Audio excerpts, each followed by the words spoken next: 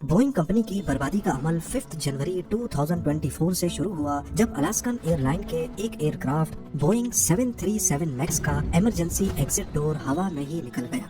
इस दौरान जहाज में इमरजेंसी डिक्लेयर हो गई। ऑक्सीजन मास्क निकल आए, हर तरफ चीखो पुकार, इंजन और तेज हवा की आवाजें पूरे केबिन में गूंज उठी। ये है पायलट और कंट्रोल टावर के दरमियान होने वाली कन्वर्सेशन। Yes,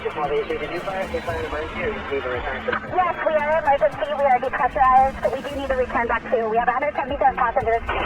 There is 18-8.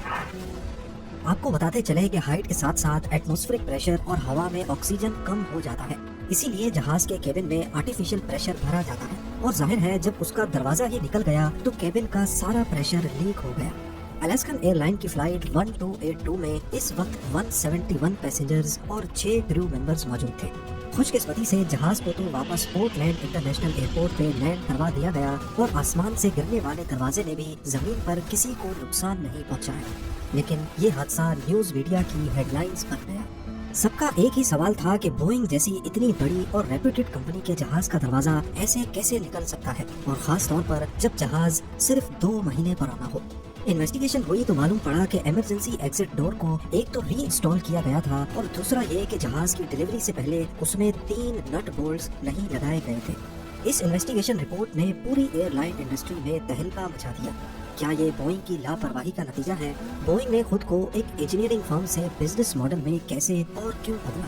और 2018-19 में बोइंग 737 मैक्स में एक छोटा सा सॉफ्टवेयर ग्लिच 2 भयानक एयर क्रैशेस की वजह कैसे बना? नाजरीन, एयर ट्रैवल करने वाले ज्यादातर ट्रैवलर्स इस बिना पर जहाज में सफर करते हैं क्योंकि उनका भरोसा होता है एयरलाइंस पर और जहाज बनाने वाली कंपनी पर अलास्कन एयरलाइन के साथ होने वाले इस हादसे ने बोइंग कंपनी का ये भरोसा, ये ट्रस्ट तोड़ दिया है। सिर्फ यही एक हादसा नहीं था जिसने बोइंग कंपनी का ट्रस्ट तोड़ा। 29 अक्टूबर 2018 को इंडोनेशिया की लायन एयर फ्लाइट 610 सुकर्नो हत्ता इंटरनेशनल एयरपोर्ट से टेक ऑफ हुई। ये बोइंग कंपनी का 737 मैक्स एयरक्राफ्ट था। अभी टेक ऑफ किए इनको 13 ही मिनट गुजरे थे कि प्लेन कुछ अजीब सा बिहेव करने लगा। पहले इसकी नोज डाउन होती है, फिर दोबारा से जहाज ऊपर की तरफ जाता है और फिर फाइनली नोज दोबारा से डाउन होती है और जहाज जावा सी में जाकर क्रैश हो जाता है। इसमें टोटल 189 लोग थे जिनमें से एक भी नहीं बच पाया। इस हादसे को अभी 5 महीने ही गुजरे थे कि इसी किस्म का एक और हादसा दुनिया ने देखा। इथियोपियन एयरलाइंस फ्लाइट 302 10 मार्च 2019 को बोल इंटरनेशनल एयरपोर्ट इथियोपिया से कीनिया की तरफ उड़ान भरती है। सिर्फ 6 मिनटों के बाद प्लेन आउट ऑफ कंट्रोल हो गया और करीबी गांव में जाकर क्रैश हो गया। इस हादसे में 157 लोग दुनिया से चले गए। ये कोई इत्तेफाक नहीं था कि ये एयरक्राफ्ट भी बोइंग कंपनी का 737 मैक्स था। सेम जहाज का मॉडल और 5 महीनों में दूसरा क्रैश। टोटल 344 कीमती जानें जाया हो गई। इन्वेस्टिगेशन में मालूम पड़ा कि दोनों एयरक्राफ्ट्स का क्रैश होने से पहले बिहेवियर काफी अजीब और मिलता जुलता था। इन्वेस्टिगेशन टीम ने बोइंग 737 मैक्स में एक ऐसा फ्लॉ ढूंढ निकाला जिसकी वजह से ये दोनों प्लेन क्रैश हुए थे। ये फ्लॉ क्या था, ये जानने से पहले हम ये जानते हैं कि बोइंग इस लापरवाह रवैये तक पहुंच कैसे गई। बोइंग कंपनी पहले सिर्फ एक इंजीनियरिंग कंपनी हुआ करती थी। 1916 में विलियम ई बोइंग ने कंपनी की बुनियाद डाली, जो पहले सिर्फ रॉकेट्स, सैटेलाइट्स और एयरप्लेन्स की डिजाइनिंग और मैन्युफैक्चरिंग करते थे। 1969 में बोइंग ने अपना मशहूर जमाना बोइंग 747 लॉन्च किया, जिसको क्वीन ऑफ द स्काईज का लक़ब दिया गया था। जहाज का ये मॉडल हवाई सफर में एक नया इनकलाब लेकर आया। उस वक्त ये कहा जाता था कि if it's not Boeing I am not going, यानी बोइंग पर लोगों को इतना भरोसा था कि इस जहाज के अलावा लोग किसी और में सफर ही नहीं करते थे। तो आखिर ऐसा क्या हुआ कि बोइंग का ये ट्रस्ट लेवल इस हद तक गिर चुका है? ये 2024 में बोइंग जहाज के साथ हुए हादसात की एक लिस्ट है। इसमें साफ साफ देखा जा सकता है कि सिर्फ 2024 जनवरी में ही बोइंग के 5 जहाज छोटे बड़े हादसात की लपेट में आए हैं। इंडस्ट्री एक्सपर्ट्स का मानना है कि बोइंग की बर्बादी का अमल 1997 में शुरू हुआ था।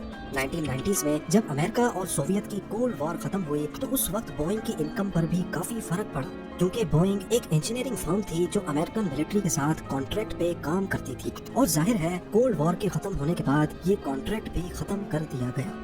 इस डर से कि इनकी इनकम पर फर्क ना पड़े, इन्होंने अपने competitor aircraft manufacturing company McDonald Douglas को $14 बिलियन यानी आज के करीब 1150 अरब रुपयों में खरीद कर खुद को एयरलाइन इंडस्ट्री का अकेला बेताज बादशाह डिक्लेयर कर दिया।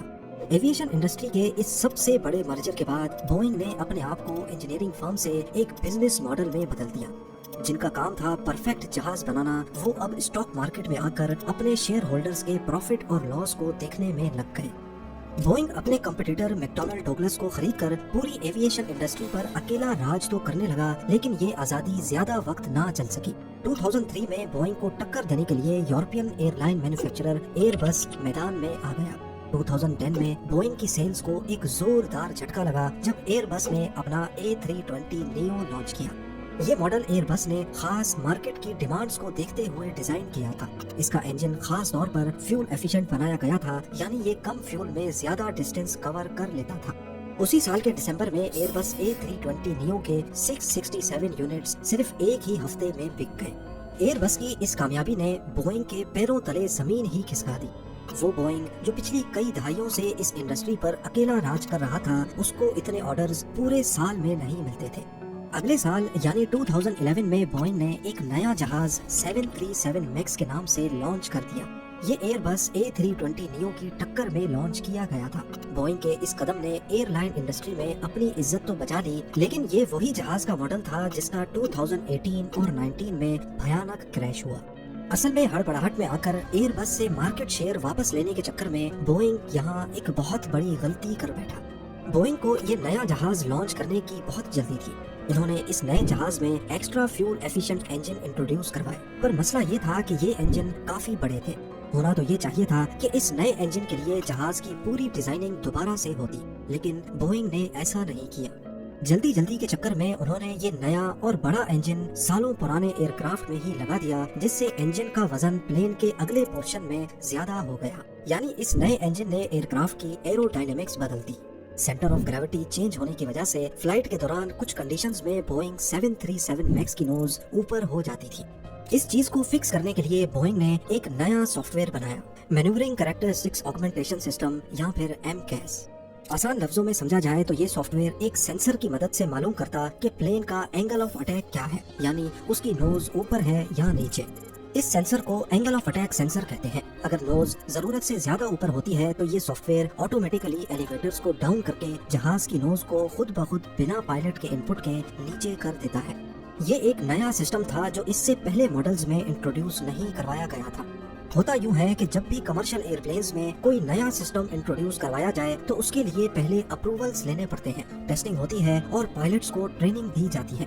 इस ट्रेनिंग में वक्त और पैसा दोनों बहुत ज्यादा लगते हैं, पर क्योंकि उनको बहुत जल्दी थी तो उन्होंने MCAS के बारे में ना ही एयरलाइंस को कुछ बताया, ना ही पायलट्स को और ना ही फेडरल एविएशन एडमिनिस्ट्रेशन को, जो कि एक रेगुलेटरी बॉडी है। उन्होंने सोचा कि जब सॉफ्टवेयर खुद ही प्लेन को सीधा कर सकता है तो फिर पायलट्स या एयरलाइंस को बताने की क्या जरूरत है। ये वो पॉइंट था जहाँ चीजें बिगड़ना शुरू हो गई। जैसा कि आपने पहले जाना कि MCAS सिर्फ एक सेंसर पे डिपेंड करता है, angle of attack sensor. Boeing को इस बात का इल्म नहीं था कि अगर ये सेंसर ही खराब हो गया तो फिर क्या होगा। अगर ये सेंसर खराब हो गया या फिर किसी वजह से इसने MCAS को गलत रीडिंग दे दी तो बिना पायलट इनपुट के सीधा चलता हुआ जहाज भी अचानक नोज डाइव करेगा, जिसको फिर कंट्रोल करना पायलट के बस की बात भी नहीं होगी। और ऐसा ही कुछ लायन एयरलाइन फ्लाइट 610 और इथियोपियन एयरलाइंस फ्लाइट 302 के साथ हुआ। जब इन्वेस्टिगेशन टीम को बोइंग की इस लापरवाही का इल्म हुआ तो वो दोनों प्लेन क्रैशेस का कसूरवार बोइंग समेत फेडरल एविएशन एडमिनिस्ट्रेशन या फिर FAA को भी ठहराने लगे, क्योंकि FAA का ही काम था इस चीज की जांच करना। जिस वक्त ये मामला गर्म हुआ तो अमेरिका समेत पूरी दुनिया में बोइंग 737 मैक्स के 387 एयरक्राफ्ट सर्विस में थे और इन सबको एक साथ ग्राउंड कर दिया गया। ये एक बहुत बड़ी खबर थी। इसके नतीजे में एक तरफ बोइंग की स्टॉक प्राइस गिर गई और उनको 20 अरब डॉलर्स का घाटा हुआ। वहीं बोइंग के खिलाफ कोर्ट ने FAA को धोखे में रखने पर 2.5 अरब डॉलर्स का जुर्माना अलग से लगाया। बोइंग को एक्सपोज करने में सबसे बड़ा हाथ इनके अपने एम्प्लॉइज का ही रहा है। कंपनी के अंदर मिसमैनेजमेंट की खबरें वहाँ काम करने वाले टेक्नीशियंस ने ही लीक की थी। सोशल मीडिया पर बोइंग फैक्ट्री की एक वीडियो लीक हुई जिसमें टेक्नीशियंस से पूछा गया कि क्या वो बोइंग के प्लेन्स पर सफर करना चाहेंगे। मौके पर मौजूद जितने एम्प्लॉइज थे उन्होंने साफ मना कर दिया। इस वीडियो के रिलीज होने के बाद एयरलाइन इंडस्ट्री में खौफ की एक लहर दौड़ गई। फैक्ट्री टेक्नीशियंस ने पुराने जहाज के पार्ट्स नए जहाजों में लगाने का भी हैरान कुन इंकशाफ किया। वो जहाज जो दुनिया भर की एयरलाइंस को डिलीवर भी किए जा चुके थे। तमाम एयरलाइंस ने अपने अपने बोइंग 737 मैक्स की इंस्पेक्शन करवाई, जिस पर मालूम पड़ा कि कहीं पर रिविट्स सही से नहीं लगाई गई तो कहीं पर पुराने पुर्जे वो भी लूज पड़े थे। नवंबर 2020 में तमाम ग्राउंड हुए 737 मैक्स को इंस्पेक्शन, पायलट ट्रेनिंग और कुछ चेंजेस के बाद दोबारा से सर्विस कर दिया गया। पर बोइंग की रेपुटेशन पर लगा दाग अभी धुला ही नहीं था कि एक और मसला खड़ा हो गया। बोइंग में काम करने वाला एक एम्प्लॉय विसल ब्लोअर यानी मुखबिर बन गया और उसने रिटायरमेंट के बाद बोइंग में होने वाली बेज़ाब्तियों की कहानी मीडिया पर लीक कर दी। 32 सालों तक बोइंग में काम करने वाले जॉन बार्नेट 2010 से 2017 तक क्वालिटी कंट्रोल मैनेजर थे। 2016 में अपनी रिटायरमेंट से पहले बार्नेट का कहना था कि बोइंग के एक सीनियर मैनेजर ने स्क्रैप हाइड्रोलिक ट्यूब प्लेन में इंस्टॉल किया। इस तरह के और भी कई एक्शंस बार्नेट ने नोटिस किए जिसमें पुराने इस्तेमाल शुदा पार्ट्स नए प्लेन में लगाए जाते थे। बार्नेट ने कई कंप्लेंट्स भी की, लेकिन इसका बोइंग की सीनियर मैनेजमेंट पर कोई असर नहीं पड़ा, बल्कि इसके नतीजे में इसको डीग्रेड करके किसी छोटी पोस्ट पर लगा दिया गया। 2017 में अपनी रिटायरमेंट के बाद बार्नेट ने occupational safety and health administration को कंप्लेंट की और बोइंग में होने वाली सारी मिसमैनेजमेंट के सबूत भी दिए। 4 सालों तक ये केस चलता रहा, लेकिन बार्नेट ये केस हार गए। उन्होंने इस फैसले के खिलाफ हायर कोर्ट में अपील भी की, जिसका फैसला अभी तक पेंडिंग है। इसके अलावा 2024 में जब अलास्कन एयरलाइन की बोइंग 737 मैक्स का दरवाजा हवा में ही निकल गया तो उसके बाद बार्नेट ने बोइंग कंपनी पर एक और लॉ सूट कर दिया।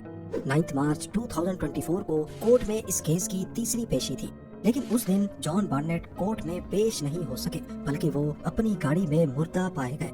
जी हाँ, अपनी मौत से पहले उन्होंने अपने रिश्तेदारों को बताया था कि अगर मेरी मौत हो जाए तो वो सुसाइड नहीं होगी। पुलिस ने बताया कि जॉन ने अपने आप को खुद गोली मारी है, लेकिन क्योंकि इनकी मौत से एक बहुत बड़ा नाम जुड़ा है, इसीलिए पुलिस इनकी मौत पर डिटेल्ड इन्वेस्टिगेशन कर रही है। अब क्योंकि जॉन बार्नेट ही नहीं रहे तो बोइंग के खिलाफ केस का क्या होगा, इसके बारे में फिलहाल कुछ नहीं कहा जा सकता। लेकिन जहां बोइंग की मार्केट वैल्यू पहले ही डाउन ट्रेंड में थी, अलास्कन एयरलाइन के साथ हुए हादसे और जॉन बार्नेट की मौत के बाद इनके स्टॉक्स को दोबारा से एक झटका लगा है। पैसेंजर्स और एयरलाइंस के बीच जो बोइंग का भरोसा टूटा है, उसको वापस से बहाल करने में शायद बोइंग को अगले कई साल लग जाए। उम्मीद है ज़ेम टीवी की ये वीडियो भी आप लोग भरपूर लाइक और शेयर करेंगे। आप लोगों के प्यार भरे कमेंट्स का बेहद शुक्रिया। मिलते हैं अगली शानदार वीडियो में।